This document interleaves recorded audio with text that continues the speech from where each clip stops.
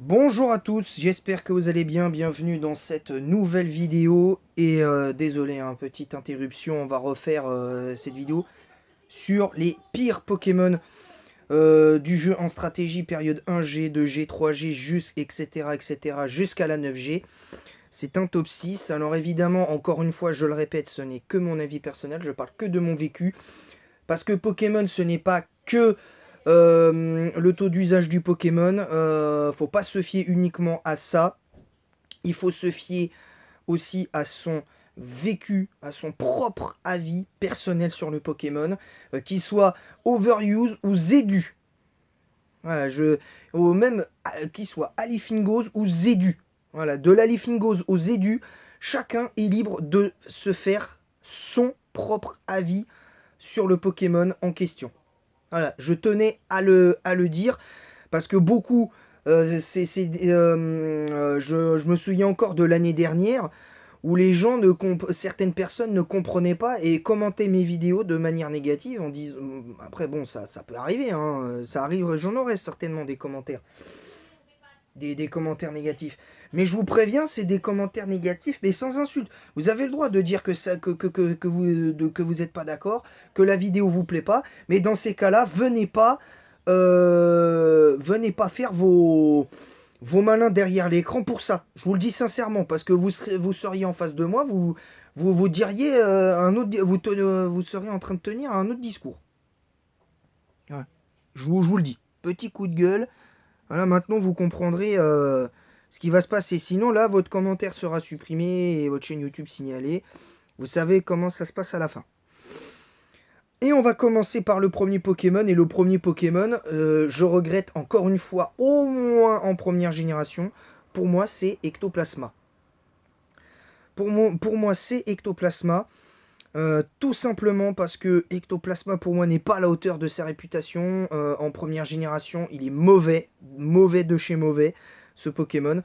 Autant en deuxième génération, même s'il n'est pas extraordinaire, on peut argumenter. On peut vraiment bien argumenter en deuxième génération, à partir de la deuxième génération. Mais autant, je suis désolé, la deuxième génération, autant la première génération, pour moi, il n'y a pas de débat, autant la deuxième génération, là oui, il peut y avoir débat. Mais là, la première génération, pour moi, il n'y a pas de débat.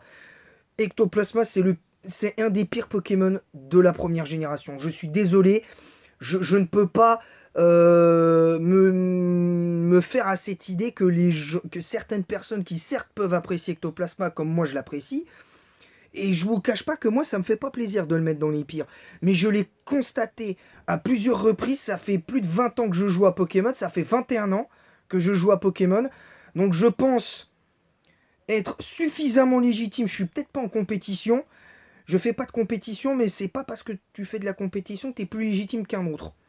Je m'estime autant légitime qu'un autre de juger certains Pokémon. Je prétends pas juger mieux un Pokémon que certaines personnes, que certains de vos youtubeurs préférés, qui peuvent faire des lives toutes les semaines. Mais moi, je suis désolé, à un moment, faut poser les termes. Ectoplasma, en première génération, c'est surcoté, c'est pas bon. C'est pas bon. C'est aussi simple que ça. Le deuxième Pokémon, pour moi, qui symbolise un petit peu le je m'en foutisme de la première génération, c'est Voltali. C'est Voltali. Deuxième Pokémon, je n'aime pas Voltali en première génération. Clairement, parce que même si, bon, dans les types électriques, il me semble que j'avais plus ou moins parlé dans les meilleurs Pokémon électriques de Voltali. Mais Voltali, pour moi, ça n'a jamais été vraiment une bonne évolution. À part en 6 et 7e génération. Et un petit peu en 9G de par l'accès à plénitude qu'il a obtenu depuis je crois, il me semble, depuis les DLC. Je trouve que pour le coup, c'est un petit peu bizarre. Alors, comme pour les autres générations, on peut argumenter sur les autres générations éventuellement, mais en première génération, c'est limite pour moi le pire type électrique de la 1G. C'est pour moi limite pire que Pikachu, honnêtement. C'est pire que Pikachu et Raichu pour moi, honnêtement. Voltali. Tout simplement. Et à chaque fois que j'ai eu l'occasion de le jouer, ce Pokémon-là, c'est... Non, c'est pas possible. Pour moi, c'est juste... C'est juste pas possible. Le troisième Pokémon dont je vais parler, c'est le Vénard. Alors le Vénard, je le mets dans ce top. Non pas parce que c'est le pire des Pokémon de la 1G, loin de là. Mais parce que j'ai détesté affronter ce Pokémon. J'ai oublié de le préciser d'ailleurs. Je précise que ce n'est pas uniquement les Pokémon, les pires Pokémon que j'ai joués selon mon vécu, mais les Pokémon que j'ai le plus détesté dans chaque génération aussi, selon mon vécu personnel. Et le Vénard en fait partie. En première génération, ce Pokémon est juste infernal. Déjà, quand tu vas au parc Safari, tu t'essayes d'aller au parc Safari à l'époque de Rouge, Bleu, Jaune, que tu devais essayer de te choper un Levénard parce que c'était important et que pour ta team et que bon, le type combat était pas ouf, mais voilà, t'avais là tu pouvais te prendre un type normal dans les faits, mais le Pokémon a beau avoir 105 de spécial, une base de PV monstrueuse certes, je suis désolé mais ce Pokémon est détestable en tout point. Défensivement, il est infernal. Offensivement, son combo tonnerre laser glace plus coque et cage éclair, c'était infernal. À capturer, c'était infernal aussi. Que ce soit à la grotte Azuruk où tu pouvais tomber dessus de temps en temps quand t'avais de la chance et que tu pouvais gagner la ligue et que t'avais la chance de tomber dessus, ou que t'avais la chance de tomber dessus au parc Safari où il était extrêmement rare, ce que je n'arrive pas à comprendre d'ailleurs. Le système du parc Safari pour moi est mal fait, mais bon, ça c'est autre chose, en tout cas en 1G. Mais là où je trouve que ce Pokémon est détestable, c'est que bon, il fait partie des Pokémon que tu peux avoir dans ton équipe, des meilleurs Pokémon dans ton équipe, mais ce Pokémon, et encore aujourd'hui, reste détestable. Dans tous les sens du terme. Parce que ce Pokémon, que ce soit quand il est joué maintenant avec l'Evolurock ou quoi, ce Pokémon est juste infernal. Ce Pokémon est juste infernal. Tu peux pas... pour moi, ce Pokémon, avec l'euphorie, Prédastérie, Terrestre actuellement, et je sais plus quel autre Pokémon, c'est les Pokémon anti-metagame par excellence. C'est des Pokémon qui ralentissent la méta, qui te foutent le bourdon, qui te font rage quit, qui te font rager. Et j'en suis la preuve vivante. Tout simplement parce que moi, dès que je rencontre des Pokémon comme ça qui te axent, et pas que le Vénard, qui te axent à l'infini, pratiquement, tu râles sur ton jeu, t'insultes ta console, t'insultes tout le monde limite des fois. Et t'es pas concentré, du coup tu perds. Je trouve ça que c'est... Et honnêtement, je trouve ça assez décevant. Je trouve ça assez décevant.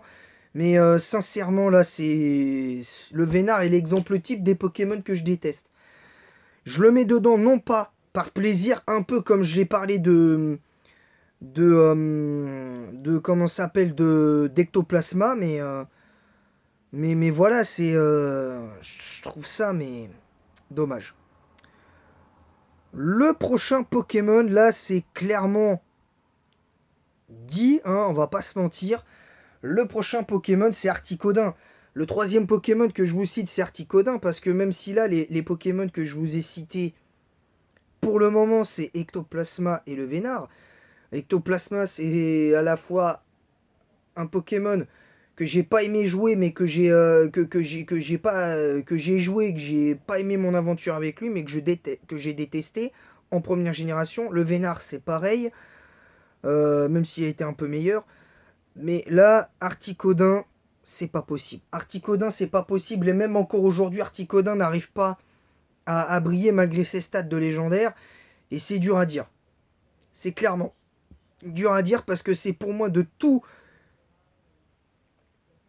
les oiseaux légendaires, Forme de Kanto et Galar, c'est le plus stylé. C'est le plus stylé et de loin. Mais malheureusement, en stratégie, il est pas bon. Voilà, c'est clair là-dessus.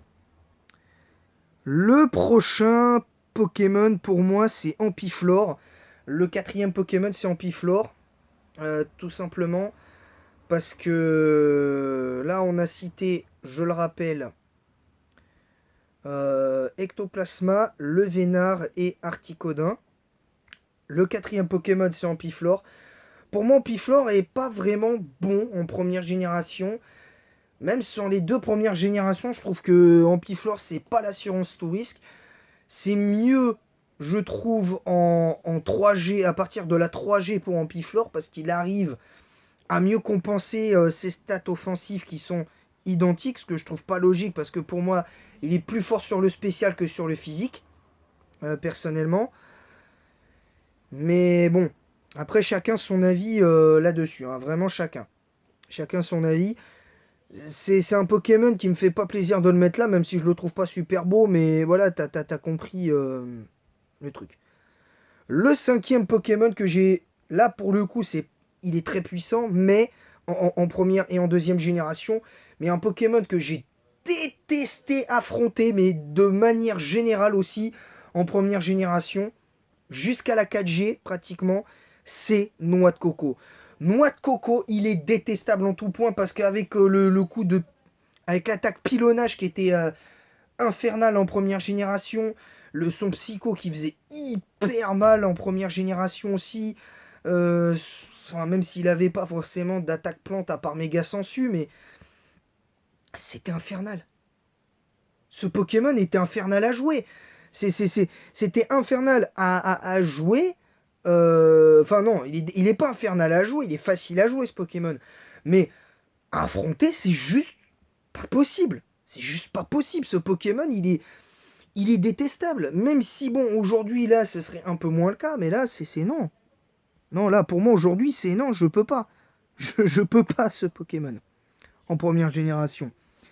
Et enfin, le dernier, bah, c'est le bon vieux Scarabrute. Scarabrute, c'est dommage parce que les stats qu'il a sont bonnes. Pour moi, 125 d'attaque, 100 en défense et 85 de vitesse. Les autres de ces stats sont pas oufissimes, on est d'accord. Mais j'aime bien quand même malgré tout les stats de ce Pokémon parce qu'il est capable de tout. Voilà, il est capable de tout. Même si aujourd'hui ce Pokémon tient en une chose sa méga qui est très forte, qui j'ai du mal à comprendre pourquoi elle est pas Uber, mais bon on va dire admettons.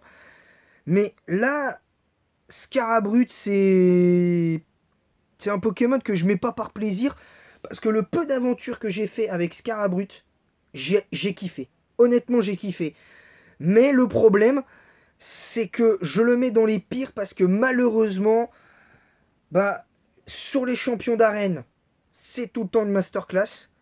Mais dès que c'est la ligue, ça y est, c'est pas bon. Dès que c'est la ligue, c'est pas bon. Voilà. Voilà, c'est tout pour cette vidéo.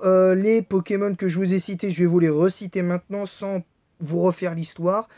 Ectoplasma que j'ai cité en premier, le Vénard, Noix de Coco, Articodin, Ampiflore et Scarabrute. Voilà les 6 Pokémon que je vous ai cités. Donc, je répète, Ectoplasma, le Vénard, Ectoplasma, le Vénard, Articodin, Ampiflore, Scarabrute. Oula, j'ai dû me planter quelque part. Ah oui, si, et Noix de Coco. Voilà, et Noix de Coco. Voilà les 6 Pokémon que je vous ai cités dans cette première génération. La 2G, je vous le dis, ça va beaucoup faire parler. Je pense que les générations qui feront plus parler dans ce format, je vous le dis sincèrement, ça va être la 2G, ça c'est clair et net. La 3G aussi. Et je pense également la 5G parce que la 5G et la 6G parce qu'il y a des Pokémon, je peux vous garantir, vous allez peut-être être surpris dans le mauvais sens, mais ça à la limite c'est loin d'être le cas, c'est loin d'être mon souci principal. Mais voilà.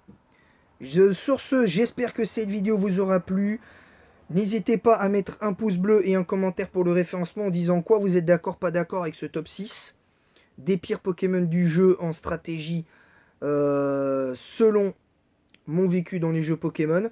Je rappelle que ce n'est pas que les pires Pokémon en stratégie que je mets, c'est aussi les Pokémon que je déteste le plus en stratégie. Donc c'est pour ça que j'ai mis Noix de Coco et le Vénard. C'est juste pour le côté détestable de ces Pokémon qui sont infernales à affronter.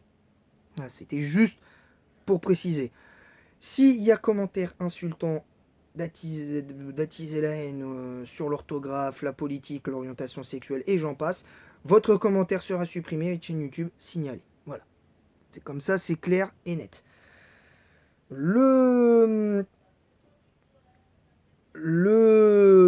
deuxième chose, c'est que maintenant, n'hésitez pas à partager en masse le lien de ma chaîne YouTube sur Facebook, Instagram et Snapchat. Peut-être plus Instagram, je pense. Ensuite, je précise, n'hésitez pas aussi à vous abonner en masse si ce n'est pas déjà fait. On est à 49 abonnés des 200. À moins que ça ait été modifié depuis, ce soit... Oula, ouais, non, finalement, on est à 50 abonnés, on en a perdu un encore. Dommage. On est à 50 abonnés des 200 finalement. Donc n'hésitez pas à vous abonner en masse, ça mange pas de pain, n'hésitez pas parce que vraiment ça me soutient de ouf. Ça me soutient de ouf. Sincèrement, ça me soutient de ouf. Donc voilà. Sur ce, je vous laisse et en attendant la prochaine, que la passion Pokémon vous guide. Et à bientôt tout le monde!